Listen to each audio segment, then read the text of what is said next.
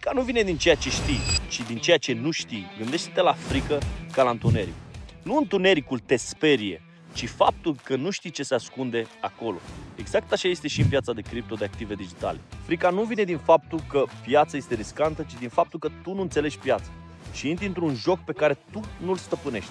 Dacă nu știi cum funcționează piața, fiecare scădere pare o catastrofă. Când înțelegi contextul, aceea scădere devine o oportunitate. Dacă nu ai un plan de acumulare sau nu înțelegi ce este un bear market, orice mișcare te destabilizează. Partea bună, frica scade pe măsură ce crește cunoașterea. Când înveți termenii de bază, când înveți ciclurile pieței și mai ales când înțelegi de ce cumperi, totul se schimbă. Cu un plan clar, o listă de active de calitate și un orizont de 3-5 ani, scăderile nu mai sunt un pericol, sunt pur și simplu Black Friday.